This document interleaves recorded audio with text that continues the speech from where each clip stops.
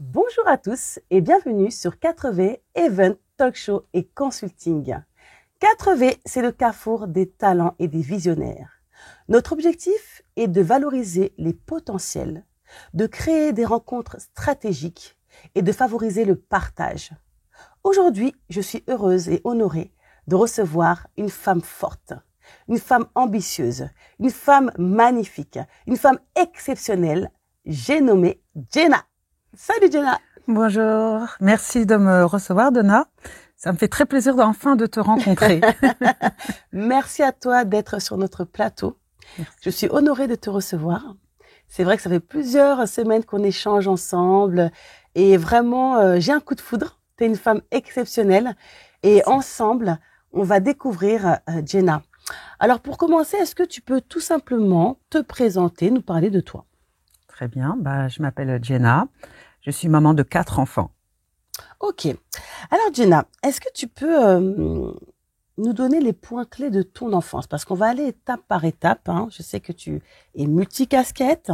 Voilà, avant d'aller sur ce que tu fais aujourd'hui, on va aller vraiment progressivement pour motiver. Parce que le but de 4V, c'est de motiver aussi les jeunes, motiver cette nouvelle génération, faire comprendre qu'on peut avoir différents parcours et faire des choses extraordinaires. Donc, est-ce qu'il y a quelques points clés de ton enfance que tu peux partager avec nous par rapport à l'éducation? Est-ce que tu viens d'une grande fratrie? Est-ce que tu peux nous parler de ça? D'accord. Alors, déjà, je suis l'aînée d'une fratrie de 5 enfants. Nous sommes, on va dire, des enfants de parents immigrés. Mes parents sont peut-être arrivés dans les années 70, je pense. 70 ou, pour ma mère, 75 peut-être. Et donc, je suis l'aînée. Il y a 4 filles et un garçon. Le garçon est au milieu. Alors, on va dire, j'ai eu une enfance heureuse. J'ai été élevée aussi avec des valeurs aussi de chez moi, avec des origines très fortes, qui est Peul. Donc, ma mère nous a élevés vraiment de manière traditionnelle, avec vraiment et beaucoup d'humilité. Ensuite, on va dire que je me suis vraiment beaucoup épanouie. J'ai grandi également avec différentes cultures autour de moi. C'est-à-dire mes parents, quand ça arrivait, il n'y avait pas beaucoup de notre communauté. Du coup, j'avais des tantes qui étaient marocaines ou éthiopiennes. Donc du coup, j'ai grandi avec toutes ces origines autour de moi. D'accord. Donc on va dire voici à peu près le cadre où j'étais. J'étais une enfant, on va dire une enfant, on va dire qui bougeait beaucoup dans le sens, j'ai fait beaucoup de sport. Je suis aussi une créative, j'aimais dessiner, j'aimais créer des objets. J'étais beaucoup dans la créativité, la musique. Donc je suis quelqu'un qui avait beaucoup de choses dans sa tête déjà très jeune. Je m'exprimais déjà. Ok. Ouais. Alors pour ceux qui connaissent pas la culture Peul, qu'est-ce que tu peux nous dire sur on appelle ça, c'est une ethnie, c'est comment vous dites ça? C'est une ethnie. D'accord. Je suis d'origine sénégalaise. D'accord. Et au Sénégal, il y a différentes ethnies. Il y a les Wolofs, il y a les Diola, il y a les Sérères, il y a les Mandjags et il y a les Peuls également. D'accord. Donc voilà, comment nous sommes répartis. Est-ce qu'il y a une particularité par rapport aux Peuls? Pour ceux qui connaissent pas vraiment. Alors, les Peuls, j'inviterai toutes les personnes, parce que c'est très long à expliquer, à lire L'Enfant Peul de Amadou Hampâté-Bâ, qui explique vraiment notre histoire. Parce que c'est une belle histoire et j'invite les téléspectateurs, les auditeurs à aller lire ce livre. Et il y a des différences, parce que moi, j'aime bien découvrir, comprendre un peu des cultures. Moi, je suis d'origine congolaise, par exemple. Il y a aussi différentes tribus. Nous, on appelle ça des tribus. Tout à fait. Et il y a toujours un signe qui nous différencie ou qui nous identifie. Par rapport aux Peuls, est-ce qu'il y a un signe distinctif ou pas forcément? Les Peuls, j'ai lu quelque part que c'est la peau cuivrée. Nous sommes clairs de peau. Nous sommes aussi beaucoup vers les frontières. Nous sommes descendants de...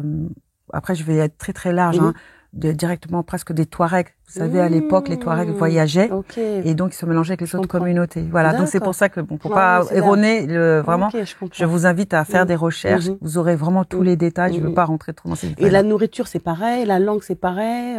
Ces détails-là, c'est pareil que, par exemple, les Wolofs, on ne parle pas la même langue. Ah, voilà. C'est ça, par exemple. Parce que quelqu'un peut dire, c'est pareil. Non, pas du tout. Nous avons notre propre dialecte. D'accord, voilà, ok. Et les plats sont les mêmes ou pas? Oui, aussi. Tout à fait. Après, certains, ils ont des spécificités, mais au Sénégal, on a tous les mêmes plats quasiment. D'accord. Mais après, comme je vous expliquais aussi, les Peuls, ils sont un peu partout. Donc, vous avez des Peuls aussi bien au Sénégal qu'en Mauritanie, qu'en Côte d'Ivoire. Ah, en Oui, Côte d'Ivoire aussi. oui, il y en a également. Il y en a d'autres dans d'autres pays également. Super, parce que j'entends souvent ces différences et j'aime bien savoir un petit peu comment vous le présentez vous-même, quoi. Franchement, c'est très riche. Ok. Alors, quel genre d'adolescente tu étais? Tu as commencé à nous dire que tu étais très créative. Est-ce que au collège, tu étais plutôt posée, calme, ou plutôt un petit peu rebelle? On connaît l'âge de l'adolescence, hein? Quel genre d'adolescente tu étais, Jenna? Jenna était dans le sport. J'étais dans le sport, le sport. Tu faisais quoi comme sport? Alors j'ai fait du handball à haut niveau, j'ai fait du tennis, je faisais de l'athlétisme. Yes. Ouais, j'étais à fond sur le sport. J'en ai vraiment. Ça me permettait, c'était un exutoire. Je me sentais bien, j'étais épanouie. Je rencontrais beaucoup de personnes parce que le sport aussi, ce que j'aimais, c'était de rencontrer. C'est-à-dire, vous avez les différentes classes et vous pouvez être dans le même collège, mais pas forcément avoir ça dépend des clubs. Et ça, c'était quelque chose d'enrichissant. C'était la continuité. J'aime bien découvrir. Et surtout, je suis une performeuse. C'est-à-dire, j'aime le challenge, en fait. Les challenges. Yes. Oui, tout à fait. T'es de la région, t'es de l'Île-de-France, t'es du sud de la France? Je suis du 91. J'ai grandi, j'ai fait toute ma vie dans le 91. Super. Ok. Est-ce que tu es diplômée? Quelle formation tu as eue? Alors, on va dire, j'ai des diplômes dans le secteur de la construction, de l'immobilier, en fait, même de la construction. D'accord. J'ai commencé par un CAP BEP construction topographique. J'ai fait un BTS construction, BTS profession immobilière. D'accord. Alors, qu'est-ce que tu voulais faire, du coup, quand tu étais plus jeune? Alors, parce que ça, c'est assez spécifique c'est très précis comme formation. Tu avais un objectif? Oui, dès le début, en fait, je voulais être styliste ou architecte. D'accord. Styliste ou architecte, voilà, c'était clair pour toi. Voilà, j'ai un côté un peu perfectionniste, j'aime la minutie, et à cette époque-là, c'était une évidence pour moi. Ok, super. Alors du coup, Dina, tu es multicasquette, mais avant de parler de Wealthy Events, parce qu'on va en parler, c'est grâce à ça qu'on s'est connus même. Tout à fait. Je sais que tu es quelqu'un qui est très rattaché à l'Afrique. Tu fais ou tu as fait certains événements en Afrique. Est-ce que tu peux nous dire brièvement qu'est-ce que tu as pu faire, ou en tout cas comment tu envisages d'opérer en Afrique? D'accord. Alors on va dire la chance que j'ai eue déjà, tout d'abord, pour aimer autant mon pays, c'est que j'ai eu la chance d'aller 1 année sur 2 dans mon pays. Ah, super. Je ne restais pas dans la capitale, j'allais au village. Donc aujourd'hui, même je préfère être au village, c'est-à-dire que vous allez chercher l'eau au puits, etc. D'accord. Mais j'ai vu aussi la fraternité et la solidarité. Et ça, je suis très sensible à ce que j'ai vécu. Donc ensuite, en grandissant toujours avec ces valeurs-là, une famille vraiment, dans ma famille en tout cas, nous sommes très très très proches. J'ai cette éducation. Et ma première action a été, j'étais partie encore en vacances. Et pendant ces vacances, j'ai visité le dispensaire. Et on me disait, c'est une de mes tantes qui m'avait accompagnée, elle me disait, oui, là, c'est là que les femmes accouchent et tout ça là. Je regardais, je voyais que les femmes accouchaient à même le sol, un sol craquelé sur les tapis, vous savez, les lattes. J'étais, waouh, j'étais scandalisée. Et je regardais autour de moi, je voyais pas d'eau. Je dis, mais il y a de l'eau? Non, il faut aller de l'autre côté, chercher de l'eau. J'étais, ah bon? Donc la première chose que j'ai faite, ça m'a trotté.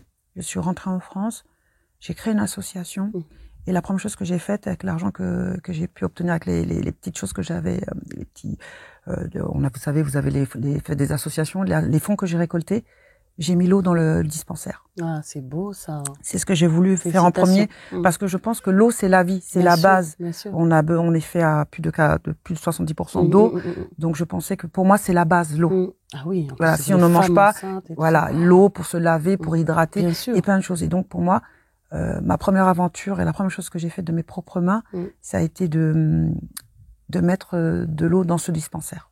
Eh bien, en tout cas, bravo, Jenna, parce que 4V, c'est ça aussi, c'est de valoriser ce que les gens font.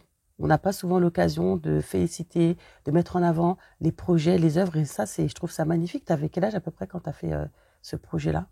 Oh, j'étais déjà majeure, on va dire. C'est magnifique. J'étais déjà majeure. C'est magnifique, en tout cas. Bon. Mais il fallait le faire. C'est beau. Il y a des moments donnés, vous avez des choses en face de vous, il faut agir. Il faut agir. On peut pas ignorer certaines choses, la misère et la détresse. Moi, personnellement, je suis très sensible à ça.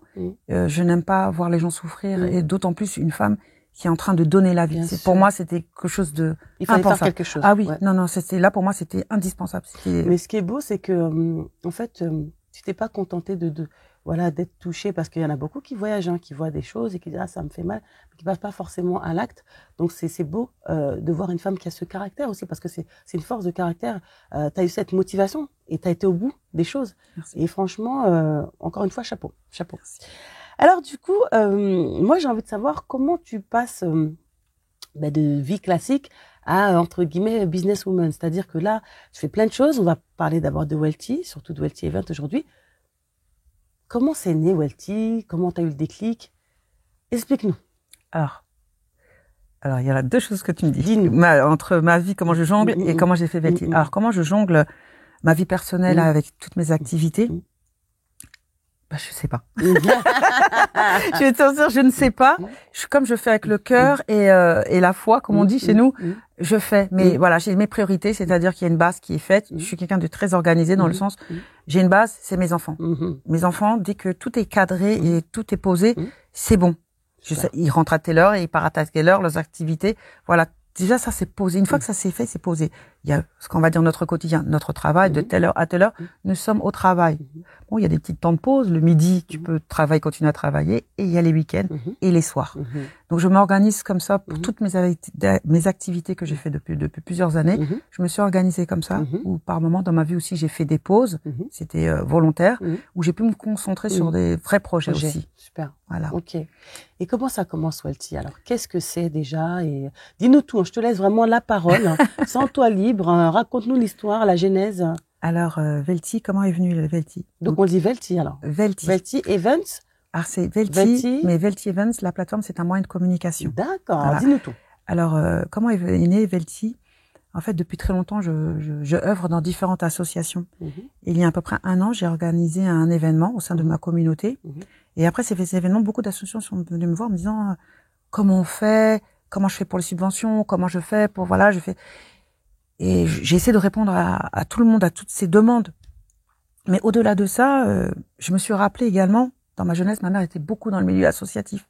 Et beaucoup de nos mamans vendent leurs petits beignets, vont dans les petites associations, fêtes associations. Et cet argent-là, elles s'en font des très belles choses, c'est-à-dire soit elles envoient des orphelinats, des mosquées, des écoles, ou envoyons également aussi aux dispensaires. Et je me suis dit, il est temps que ça soit mis en valeur. Surtout après l'événement, pour moi, c'était d'une évidence. Donc j'ai créé cette plateforme dans un premier temps pour permettre à toutes les associations de mettre en avant leurs événements. Parce qu'il y a des très belles associations. Notre communauté fait de très belles choses. Nous avons du cœur, du talent. Et pour moi, il était évident qu'aujourd'hui, qu'il fallait créer cette plateforme-là. Mais pas que. Aussi, je voulais aussi, sans prétention, il était temps aussi qu'on s'organise. C'est-à-dire que j'ai remarqué aussi qu'il y a beaucoup d'actions, mais on est éparpillé. Et les informations ne passaient pas.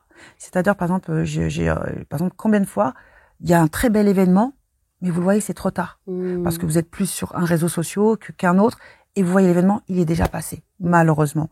Et l'idée, c'était de rassembler tous ces événements sur une plateforme de communication, donner de la visibilité. Donc, il y a des événements de tout style, dans l'entrepreneuriat, culturel. Vraiment, il y a de tout. Vraiment, il y a de tout. Il y a aussi tout ce qui est artistique. Il y a des concerts. Il y a beaucoup de choses sur cette plateforme-là. Et cette plateforme-là aussi permet non seulement aux organisateurs de voir ce qui se passe. Par exemple, l'organisateur peut se dire, ah, il y a tel événement, je peux reporter mon événement.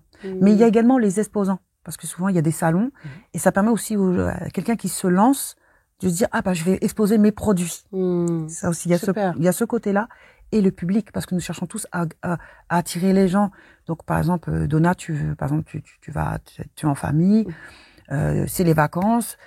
Qu'est-ce que je peux faire pour mes enfants? Il est arrivé qu'il y a des gens qui publient des beaux événements, comme le village africain qui a publié sur la plateforme, qui propose des activités culturelles pour nos enfants également. Ah, super. Donc ça permet à toutes les personnes d'être dans un seul endroit et vraiment de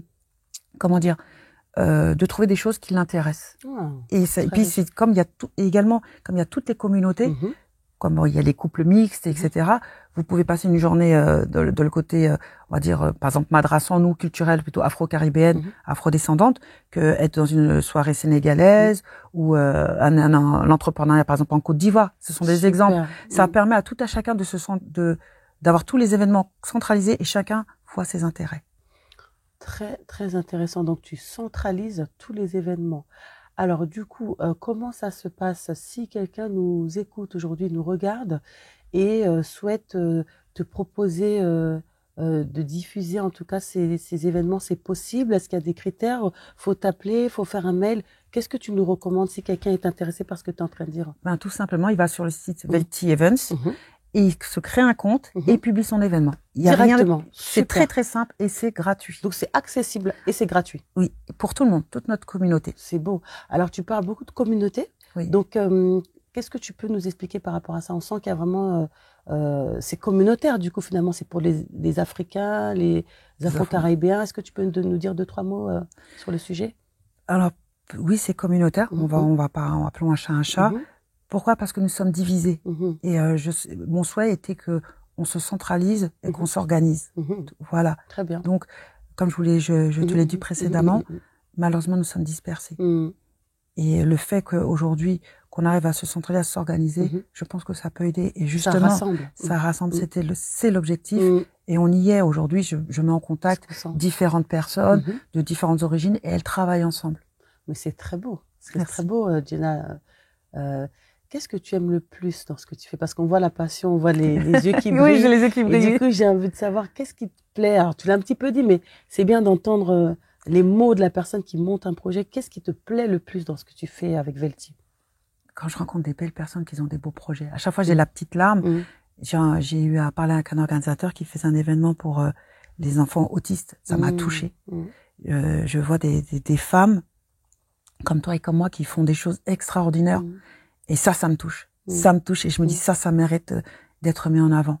Et ça, et quand j'y arrive, elles me disent merci, mais c'est moi qui leur dis merci de me faire confiance. Et je leur dis merci d'avoir ces idées-là parce que c'est pour aider d'autres personnes qui sont dans le besoin. Et voilà, c'est cette satisfaction-là que j'ai à chaque fois. Et quand je rencontre vraiment des personnes extraordinaires. Est-ce que tu peux nous partager une anecdote, voilà, une réussite ou une difficulté par rapport à cette aventure Velti? Est-ce que tu peux nous partager quelque chose? Ah, il y en a beaucoup, hein. J'imagine. Mais laquelle je vais vous choisir? Ben, c'est toujours cette dame-là qui faisait il y en a plusieurs en fait. Il y a beaucoup de femmes. C'est quand elle te partage en fait, au moment où je fais de la prospection, je rencontre les gens, je leur parle, elles m'expliquent leur projet. Il y a un genre déjà de confiance. C'est cette confiance-là, déjà cette confiance est très importante. Et à chaque fois, c'est ça qui me marque. Et quand elles font les événements, elles t'invitent, parce qu'elles sont reconnaissantes. En fait, ce qui est marrant dans cette expérience, vraiment, excuse-moi, je sors un peu de ta question, c'est le retour qu'elle te donne. Et pour moi, c'est ça, en fait. C'est cet échange-là, le don de soi. Voilà. C'est ça la plus belle expérience et je l'ai à chaque fois systématiquement. Systématiquement. Ouais, chaque c'est pas forcément des partenariats. Collaboration. Pour moi, je vais dire collaboration et elles te disent merci et ça me, j'ai pas les mots. Et je dirais que c'est là ma réussite quand la personne réussit son événement, qu'elle atteint ses objectifs et que je l'ai accompagnée, c'est là que je me dis j'ai réussi. Wow. Quelle est la source de ta motivation, Jenna? La source? Je crois que je l'ai un peu dit un peu avant. Parce qu'il faut des épaules hein, pour la source. Connecter les gens, les écouter, organiser, c'est quelque chose. Comment tu restes forte, t'es lumineuse. Moi, voilà, on échange beaucoup. Voilà, même si je sais que t'es débordée, mais t'as toujours le sourire, t'as toujours la pêche, t'as toujours plein de projets, plein de choses. T'as 10 bras, comme je te dis, t'as 10 bras, mais t'as toujours la pêche, en fait. Donc, quel est ton secret? Quelle est la source de ta motivation? La motivation, c'est de savoir que tu as fait quelque chose pour quelqu'un. Ce n'est juste que ça, ma motivation. Je me lève le matin, je pense à Donna, par exemple. Donna qui fait des choses et je me dis, waouh, elle est forte. Attends, comment je peux l'aider? C'est simple sang. C'est vous, ma motivation. C'est vous. C'est les personnes qui donnent de soi. Et c'est elle qui me motive. Je me dis, non, je peux pas la laisser, je vais l'aider. tout simplement. C'est ça ma motivation. C'est très fort ce que tu dis, Jenna. On sent vraiment le partage et puis tu as envie d'aider à chaque fois, tu as envie de faire du bien, tu as ce moteur-là en toi, tu as envie de pousser les autres à avancer et je trouve ça magnifique. Vraiment, il y a beaucoup d'émotions dans ce que tu dis. Franchement, c'est très, très fort. Hein. Merci, merci Jenna. C'est important d'avoir des personnes comme ça autour de nous. Et je pense que c'est avec ce genre de personnes qu'on bâtira peut-être un monde meilleur, qui sait. En tout cas, apportant notre pierre à l'édifice. Surtout pour l'avenir. Ouais. Pour nos enfants, nos petits-enfants. C'est un exemple et voilà, que tu donnes. Là, exactement. Vraiment. Mon objectif, il est là. C'est qu'à un moment donné, je pense qu'on doit se tenir la main. Et beaucoup de gens me disent, mais pourquoi tu fais ça? Non, j'ai fait, s'il faut que je sois la première personne qui fait en sorte que je sois le premier pont ou la première personne, je tends la main. On me tend la main, je tends la main, du coup, je fais une chaîne. Et voilà, il faut passer par là pour cette solidarité. Et c'est très important, il faut que quelqu'un le fasse. Et si je dois le faire, je le fais. Je le fais et je suis en train de le faire. Très fort. Quelle est ta devise, si tu en as une? Une phrase que tu dis tout le temps, ton dicton préféré ou... La seule limite, c'est toi. Si Dieu t'a mis une idée ou un projet en tête, ce n'est pas pour rien. Et c'est à toi de te donner également les moyens. La réussite ne vient pas comme ça, tac, tac, tac, à ta porte. Non, il faut bosser, rester focus. Je dirais c'est ça. Surtout, la seule limite, c'est toi. Merci, Jenna. Alors, en ce moment, beaucoup deviennent entrepreneurs. Toi, tu en penses quoi? Pardon? Beaucoup deviennent entrepreneurs, beaucoup veulent faire des affaires, beaucoup montent des business. Qu'est-ce que tu en penses, toi? C'est très, très bien. À l'époque, quand je me suis lancée, c'était pas tout le monde qui osait. Et je pense qu'il y a une éveil des consciences. C'est très bien d'entreprendre. Ça te permet déjà de prendre en compétence, et ça te permet de toucher un autre. Le salarial, c'est un monde. L'entrepreneuriat, c'est un monde. Et tout le monde n'est pas fait pour l'entrepreneuriat. Et aujourd'hui, c'est très, très, très bien que ces générations-là deviennent entrepreneurs. Ok.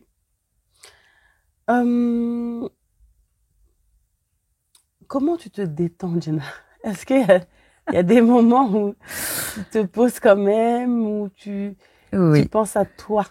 Alors, très très simple, hein. D'ailleurs, celle-là, elle est un cas.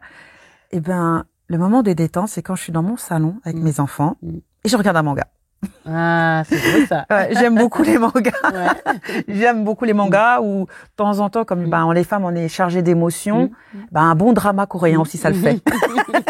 Et beaucoup de chocolat. Et voilà, et je repars. Et je repars. Très souvent, mon téléphone sonne. Mais les moments où je m'accorde, c'est ces moments-là avec mes enfants qui te donnent une force, ils s'accrochent à toi et te disent combien ils t'aiment, combien ils sont fiers de toi. Quand je rentre à la maison, là, ils savent que je suis en interview, par exemple, c'est qu'ils choisissent ma tenue. Oh, maman, tes cheveux. Maman, ça, c'est pas bien. Ils choisissent mes lunettes, par exemple. Et c'est ces petites choses qui te disent, tu y vas, tu rentres à la maison, tu leur racontes. Et tu leur racontes, ah tiens, j'ai rencontré Donna, elle est comme ça. Ah bien, ah oui, c'est bien. Et tu leur racontes leur histoire. Et puis du coup, eux-mêmes aujourd'hui, aussi c'est motivant, disent maman, je peux t'aider. Voilà. Et ça c'est mignon et ça te donne encore plus de force. Eh ben Jenna, tu me touches beaucoup avec ce que tu dis aujourd'hui. Alors, est-ce que tu as un conseil pour les femmes comme toi, multifonctions, multicasquettes, je sais pas comment. Est-ce que tu as un conseil que tu peux donner à ces femmes qui sont motivées, qui ont plein de projets, plein d'idées? Qu'est-ce que tu peux leur dire? Je pense que ces femmes-là, déjà, ont la motivation. Mais par contre, je vais plutôt m'adresser aux jeunes femmes qui veulent arriver peut-être à cette étape-là. Comme je l'ai dit précédemment, la seule limite, c'est toi. Ça, c'est très important. Si tu as un projet, n'écoute pas les gens, parce que les gens ne sont pas dans ta tête. N'écoute pas les personnes qui n'ont pas ce que tu as ou là où tu veux arriver. Ça sert d'écouter quelqu'un qui ne sait même pas faire de la couture si tu as envie de faire de la couture, qui ne connaît pas le domaine du stylisme ou de la mode. Ça ne sert strictement à rien. Écoute-toi toi-même. Fonce. Prends des compétences.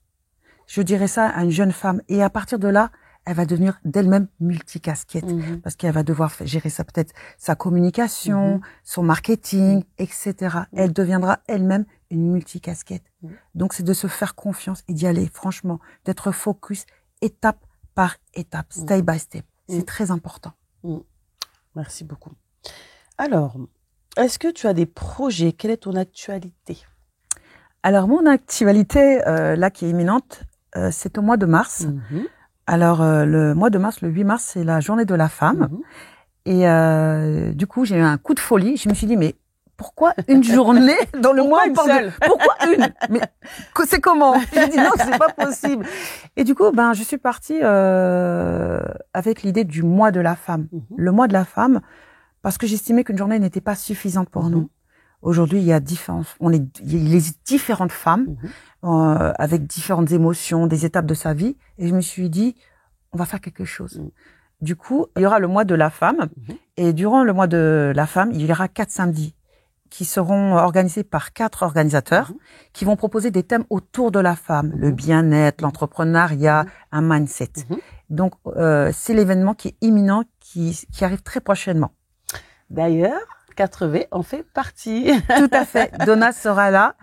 Elle aura la date du 22 mars et je pense que c'est toi qui devras en parler mieux que moi. Donc vraiment, moi, je suis très, très fière de participer à ce beau projet. Donc avec 4V, ce sera le 22 mars et ce sera autour du coaching. On va réunir plusieurs femmes, des entrepreneuses, des consultantes en prise de parole, des DG, des femmes vraiment qui ont différents parcours. Et le but, c'est qu'elles témoignent, qu'elles motivent d'autres femmes, qu'elles boostent d'autres femmes. Vous pourrez leur poser des questions librement. Et puis voilà, c'est un moment entre femmes convivial. On va manger, on va boire, on va s'amuser, mais se faire du bien, se valoriser, se féliciter. Voilà, c'est un petit moment entre nous. Il y aura aussi des mini-interviews. Voilà, on vous demandera qu'est-ce que ça évoque pour vous la journée de la femme. Voilà, je pense que ça va être un super moment. Moi, je remercie Velti du coup pour cette opportunité.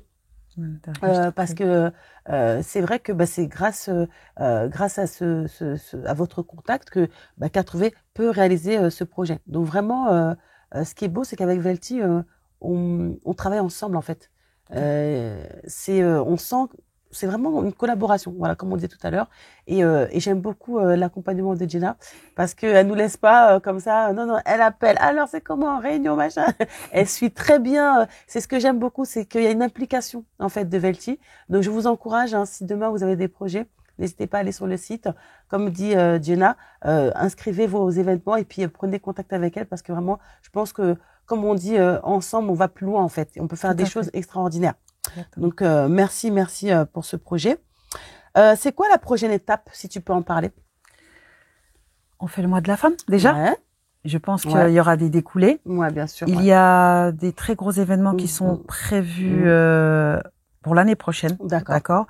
Là, actuellement, j'accompagne des personnes. Je ne peux pas trop parler. Oui, parce que tu accompagnes aussi des personnes, donc des artistes, etc. Exactement. Là, j'ai un artiste. Oh, ça, je peux le dire. Je peux le dire. Je promouvois actuellement un artiste qui est en concert le 10 mai. Le 10 mai, pardon. Et il s'appelle comment? Biba Arif. Ok. Voilà. J'accompagne également un projet au Sénégal sur l'entrepreneuriat. Wow. J'accompagne quelqu'un. Et il y a encore d'autres événements qui sont là, mais il faut suivre, hein. Il faut suivre, hein. Si tu suis pas, tu vas rater. Il faut rester branché. Voilà, exactement. Tu es aussi sur Instagram? Oui, Instagram, Facebook, LinkedIn, la totale. Voilà, la totale, exactement. Alors, l'émission touche bientôt à sa fin. J'ai quelques questions pour la fin de l'émission, mais vraiment, c'est un super moment qu'on n'a jamais envie d'arrêter. Mais voilà, chaque chose a son temps. J'ai une question un peu spéciale. On va parler du rapport avec l'argent.